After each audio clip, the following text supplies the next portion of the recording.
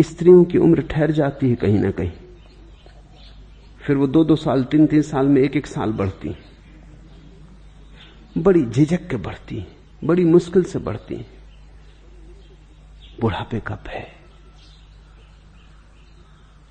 पश्चिम में स्त्रियां बच्चों को दूध नहीं पिला रही, क्योंकि दूध पिलाने से स्तन बूढ़े हो जाते।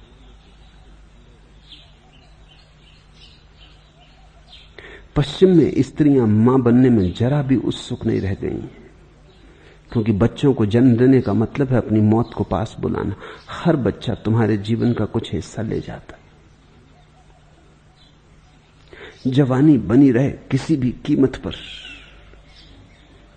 काम वासना बुढ़ापे से भयभीत है, क्योंकि फिर बुढ़ापे का जब कदम उठ गया तो फिर मौत ज्यादा दूर नहीं।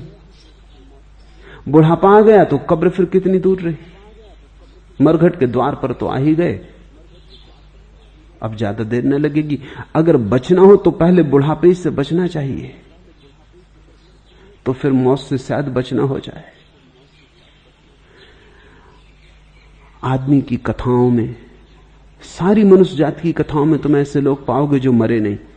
वो हमारी काम वासना के प्रतीक है। कोई अश्वत्थामा मरता ही नहीं, कोई आल्हा ऊदल मरते ही नहीं। सारी दुनिया में ऐसी कथाएं हैं कि कोई व्यक्ति जिए ही चला जाता।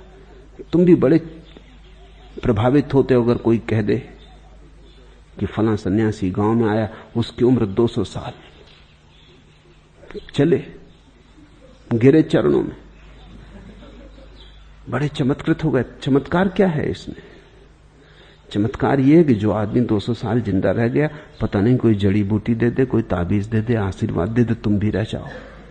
ये तुम्हारे भीतर मरने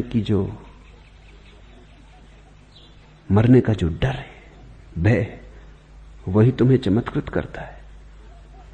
उसी को चमत्कृत करने के लिए साधु अपनी उम्र बड़ी करके बताते हैं। तुम थोड़ा सोचो, स्त्रियां उम्र छोटी करके बताती हैं, साधु बड़ी करके बताते हैं, मगर मतलब दोनों का एक ही, प्रयोजन एक ही है।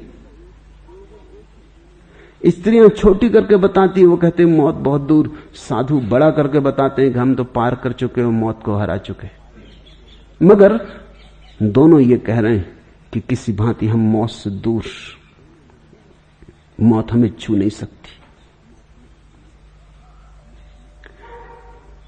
लेकिन ये कामी की ही वासना है। तो पिछला जन्म, पिछला जीवन, पिछली मौत तुम्हारे इस जन्म को प्रभावित कर जाती। पर ये सब हो चुका। ये मैं तुमसे इसलिए नहीं कह रहा हूं कि तुम इसके लिए उदास हो, मैं तुमसे इसलिए कह रहा हूं ताकि आगे तुम फिर ऐसी भूलें ना करो।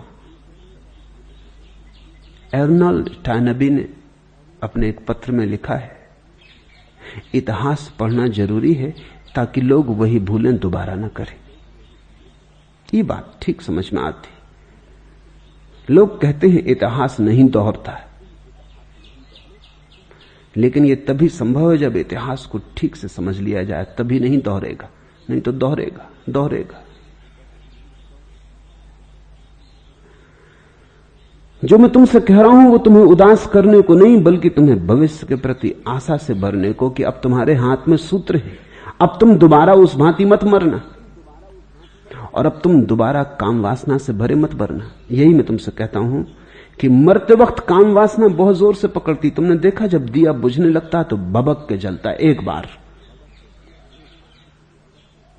ऐसा जलता है जैसा कभी नहीं जला था। मरने के पहले काम वासना भी भभक के जलती है। मौत आ गई तो जो सदा की छिपाई हुई ऊर्जा थी, दबाई हुई ऊर्जा थी, कृपणता थी, अब तो मौत आ गई, सब छूटने लगा हाथ से, अब भभक के जलती, एक जोश में तुम्हें चारों तरफ से घेर लेती। मरता हुआ आदमी 100 में 99 मौकों पर काम वासना से घिरा मरता है। चिल्लाओ तुम मंत्र, पढ़ो तुम गीता, उस तक नहीं पहुंचेगा, क्योंकि वो भीतर तो काम वासना की लिहाफ में लिपटा हुआ है। मरते वक्त और काम वासना से बच जाना बड़ा कठिन। ये तभी संभव है जब जीवन भर तुमने काम वासना के प्रति सजगता साधी हो और तुम्हारी काम वासना से इतनी पहचान हो गई हो कि जब वो आखिरी भवक के जले तब तुम हंस के कहो कि अच्छा तो अब दिया बुझा, और तुम साक्षी रह सको, तुम कहीं तादात्म्य ना कर लो। आपका स्वभाव कल से बेचैन है। जब वह वीर न बचा सका तब प्रज्ञा कैसे पैदा हो। अगर तुम बचे हो